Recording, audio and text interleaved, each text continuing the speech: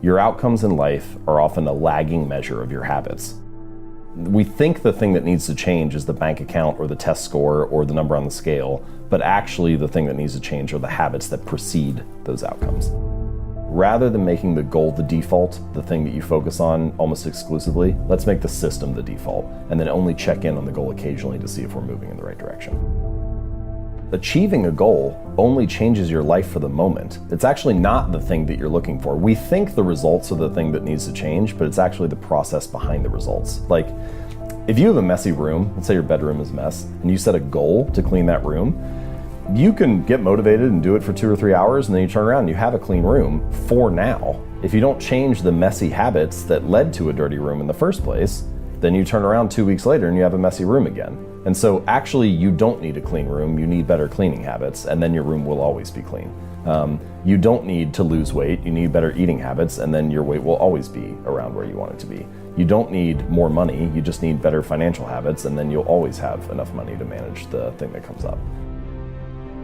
And I think that's one of the reasons why small habits matter so much. They don't necessarily transform your life overnight, right away. Like, doing one push-up does not transform your body, but it does cast a vote for being the type of person who doesn't miss workouts. Or meditating for 1 minute might not give you an immediate sense of calm in your life, but it does cast a vote for being a meditator. The real goal is not to run a marathon, the goal is to become a runner. The goal is not to write a book, the goal is to become a writer. Because once you've adopted that identity, you're really not even pursuing behavior change anymore. You're just kind of acting in alignment with the type of person you already see yourself to be. It's kind of like true behavior change is really identity change. Because once you've changed that internal story, it's way easier to show up each day. You're not even really motivating yourself that much to do it. You're just like, this is who I am now. The technical definition of a habit is a behavior that has been repeated enough times to be more or less automatic. So things that you can do pretty much without thinking about them. Unplugging your toaster after each use, or tying your shoes, or brushing your teeth. Things that you pretty much just go on autopilot when you do them. Now, we often use the word habit to mean different things than that, and we can get into this more. Like, you might say things like, I want to get in the habit of working out, or I want to get in the habit of writing every day. And I know what you mean when you say that, right? You mean I want to make it a regular practice. I want to make it this daily ritual that I follow. But you're never going to go like on autopilot and forget what you write for an hour, right? Like, it's a more effortful, conscious thing. And so we can talk about some of that distinction, particularly with making habits easy. What you really want to do is make the beginning easy and automatic, and then the rest of the routine can follow naturally, even if you're consciously thinking about it. So that's what a habit is. It's this automatic response. Now, why does the brain build them? What role does it play? Well, as you go through life, you need energy to survive. And this is true not just for humans, but for all organisms need some kind of energy to survive. And getting energy requires energy. You need to eat food to be able to walk around and find the next meal. And using energy is expensive, because the more energy you use, the less you have available for the other things that life throws at you. And so your brain is looking for ways to conserve energy whenever possible. And habits are a great method for doing that. And it makes that whole process of finding energy, solving the problems of life, and getting through things easier. It requires less energy and attention and effort than it did before. I started to realize, similar to what I hinted at a moment or two ago, that both luck and habits play a role in life, but that you have control over your habits. And the funny thing is, we're building them all the time, but a lot of people don't feel like they have control over their habits. They feel like their habits are taking control of them, that they're like a victim of these bad routines.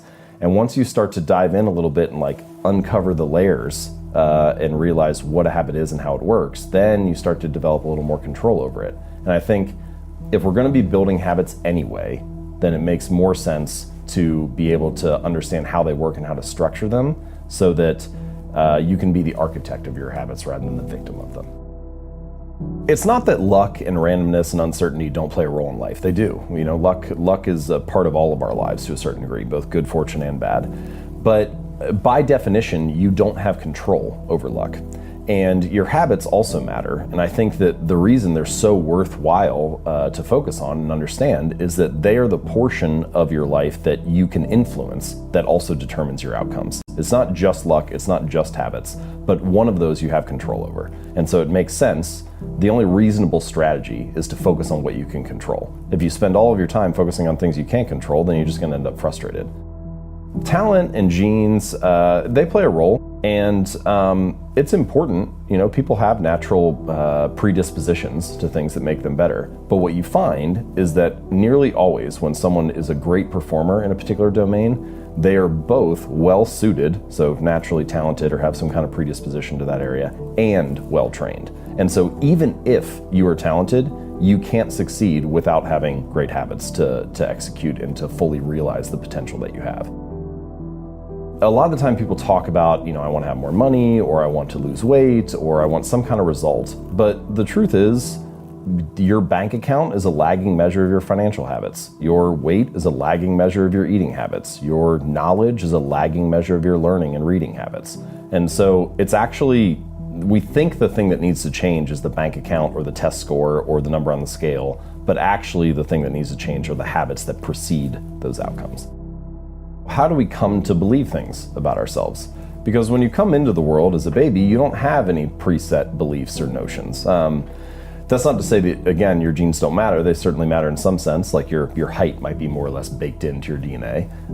But we all realize that if you grew up in a different culture or a different religion or a different community or household, you could adopt completely different beliefs if that was what you were raised in. And so I was like, well, how does that happen, right? How does this internal story that we tell ourselves, our identity, become shaped and formed? And I realized that it's mostly through the repetition of that story. And so what you come to realize is that your habits reinforce a particular identity.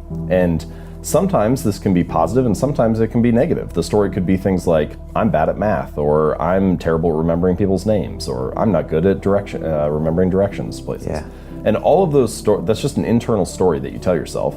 But each time you have an experience that reinforces that, the story gets solidified. And so I think the method, the takeaway here is that every action you take is kind of like a vote for the type of person you want to become. And if you can master the right actions, if you can master the right habits, then you can start to cast votes for this new identity, this desired person that you want to be. I should say goals do serve a purpose, right? It's not that they're useless. They are good for setting a sense of direction and clarity, so figuring out where do I direct my attention. And they're good for filtering. And what I mean by that is it's very easy as you go throughout life for people to come to you with a different opportunity, or you find out about a new area that you're interested in, and you start to say yes to things because, oh, this is new and exciting. But if you have a goal, it's much easier to say no to the things that intrude. A goal is focused on the outcome. A system is focused on the process. So it's the series of habits or steps that you take to get to that ultimate goal. There's sort of this like yo-yo effect, right. Like someone trains for a half marathon and then they run the race, and that race motivated them to train for the last 3 or 4 months. And then the race ends and they stop, they take a week off, then a week turns into 2 weeks, and then 2 months and so on. And then they turn around like 4 months later and like, man, I haven't ran in months. Like I need to sign up for a new race or something. Because if it's all about the goal, as soon as the goal is achieved, you don't have that motivating you anymore. But if instead it's about being a runner, then even once you finish the race, you still have a reason to show up again the next week, because you're like, well, that's what I do is I run. That's who I am. Right. And so I think that's a more, in pretty much any domain, true long-term thinking is really goalless thinking. It's much more about being that person, developing that identity, following that system, and then you just happen to realize your potential along the way. It feels insignificant on any day, but then you turn around 10 years later and it's actually, you're surprised by where you end up. And that's a hallmark of any compounding process, that the greatest returns are delayed. And so habits are like that too. They don't feel like much on any given day, but they really add up over the months and years. The cost of your good habits is in the present, and the cost of your bad habits is in the future. And the fact that we prioritize the present over the future ends up making a lot of habit change difficult for that reason.